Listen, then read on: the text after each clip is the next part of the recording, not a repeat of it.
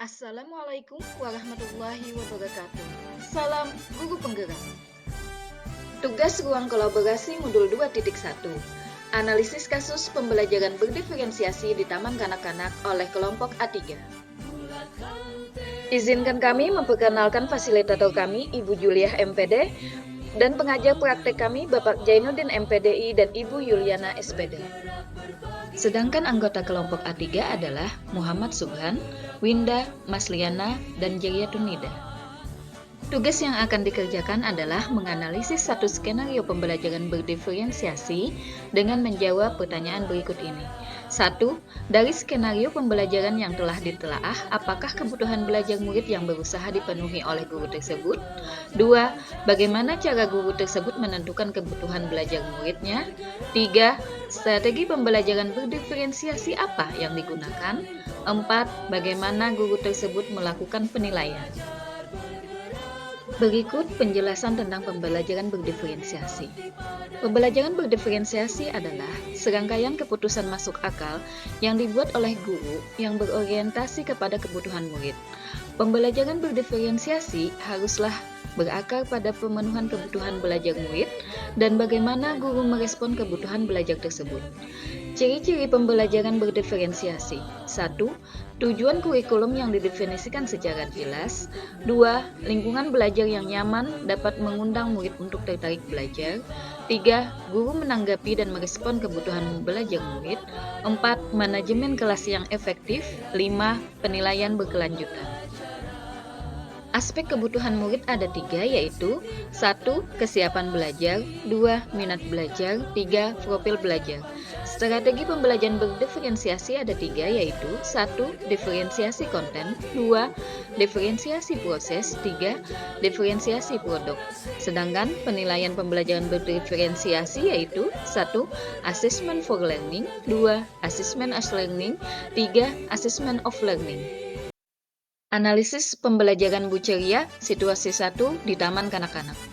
Bu Ceria adalah guru TKA.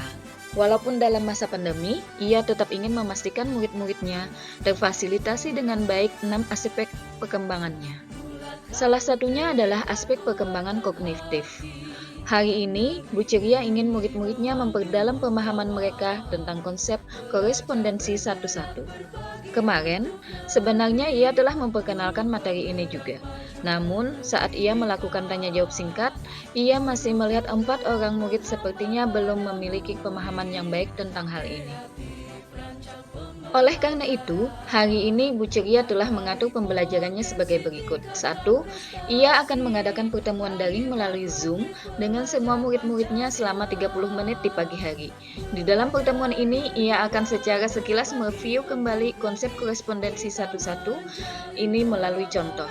Mengapa sekilas? Karena Bu Ceria sebenarnya telah melihat sebagian besar murid-muridnya telah memahami konsep tersebut. Di akhir pertemuan daring, Bu Ceria menjelaskan apa yang harus dikerjakan oleh murid-muridnya di rumah secara asinkron. Karena ia ingin murid-murid dapat menerapkan konsep yang telah dipelajari sebelumnya.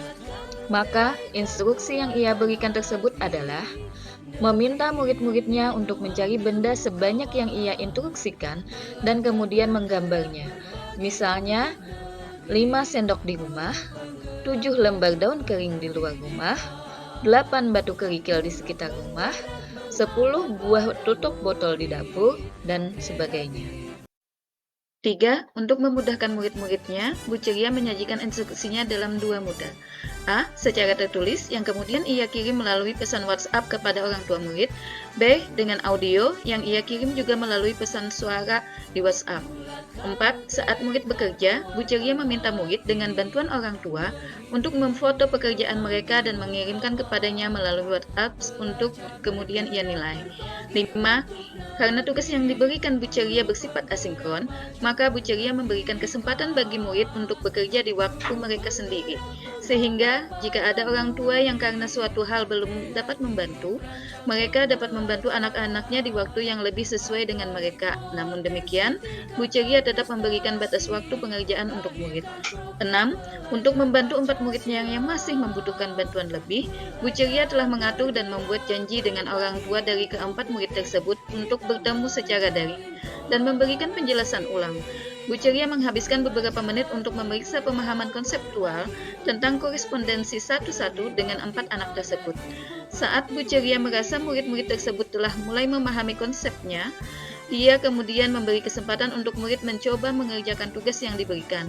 Bu Ceria juga merekam penjelasannya dalam sebuah video singkat yang ia kirimkan kepada orang tua keempat murid tersebut agar dapat dilihat kembali oleh murid-muridnya yang masih merasa bingung.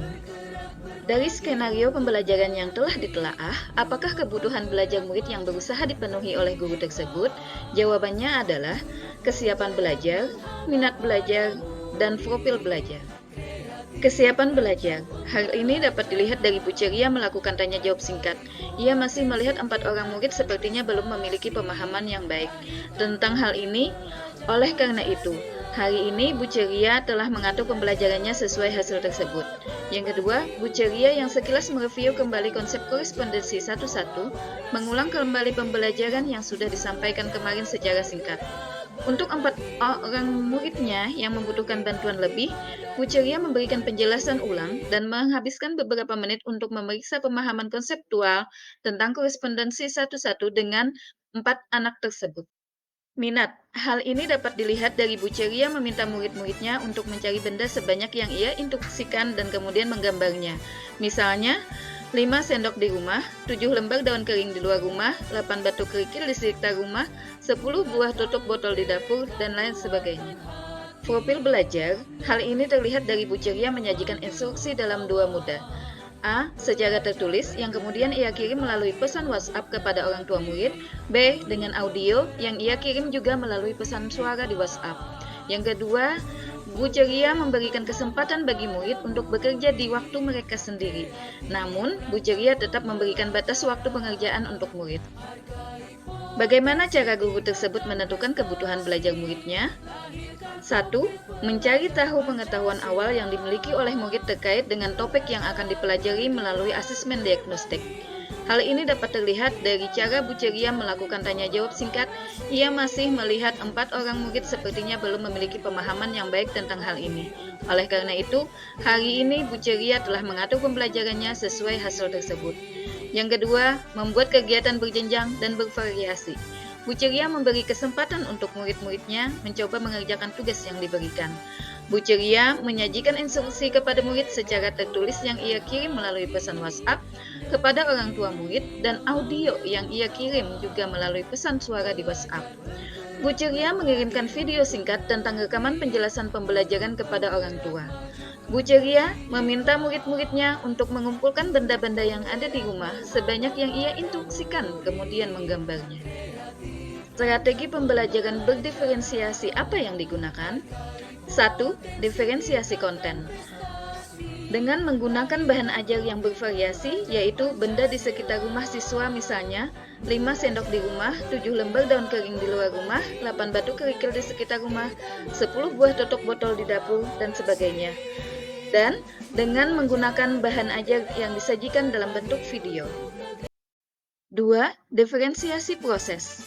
Dengan membuat kelompok besar untuk semua murid, mengadakan pertemuan melalui Zoom, melakukan tugas secara asinkron dan hasilnya dikirim melalui WhatsApp, menyajikan instruksi dalam 2 moda, yaitu secara tertulis melalui chat dan audio atau pesan suara pada aplikasi WhatsApp. Kelompok kecil, 4 murid yang belum memahami konsep dengan mengatur dan membuat janji bertemu secara daring dengan orang tua dari keempat murid tersebut untuk memberikan penjelasan ulang. Memberikan kesempatan kepada keempat murid tersebut mengerjakan tugas setelah dirasa memahami konsep. Mengirim video singkat kepada keempat murid tersebut yang bisa dilihat mereka apabila masih merasa bingung. 3. Diferensiasi produk. Variasi hasil unjuk kerja murid berupa gambar macam-macam benda yang ada di rumah murid sesuai minat dan keinginannya. Bagaimana guru tersebut melakukan penilaian? 1. Dengan melakukan assessment for learning.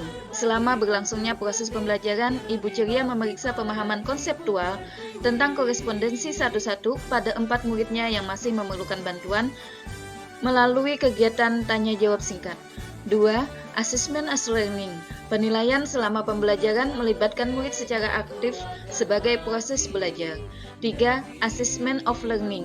Penilaian berupa produk hasil belajar, yaitu dengan adanya hasil kiriman foto saat murid bekerja. Pertanyaan dari Ramdhani Fauzi. Dalam pembelajaran berdiferensiasi profil belajar murid, apakah ada keterkaitannya dengan lingkungan belajar anak dan pengaruh budaya sekitar? Jawaban dari Muhammad Subhan, keterkaitannya ada karena mencari benda di sekitar rumah. Jawaban Jariyatun Nida, Bu Ceria merancang tujuan pembelajaran menyesuaikan dengan lingkungan belajar anak. Biasanya, anak TK belajarnya masih perlu didampingi oleh orang tuanya. Oleh karena itu, Bu Ceria memberikan tugas dengan metode asinkron, menyesuaikan dengan orang tua siswa, tapi tetap ada batas waktunya. Artinya, lingkungan belajar saat itu dirancang sesuai kondisi orang tua siswa agar bisa mendampingi anak dalam belajar. Pertanyaan Nur Hayati, bagaimana cara Bu Ceria menarik minat anak selain dengan mencari benda di lingkungan sekitar? Jawaban dari semua anggota kelompok A3 adalah dengan video singkat dan memberikan kebebasan dalam menggambar, termasuk kebebasan dalam teknik menggambar. Berikut penguatan yang diberikan oleh fasilitator, yaitu dari Ibu Juliah MPD, tentang pentingnya asesmen awal sebelum melaksanakan pembelajaran berdiferensiasi. Dalam pembelajaran berdiferensiasi, lingkungan belajar yang nyaman bagi anak sangat diperhatikan. Demikian pemaparan tugas ruang kolaborasi dari kelompok kami. Terima kasih. Wassalamualaikum warahmatullahi wabarakatuh.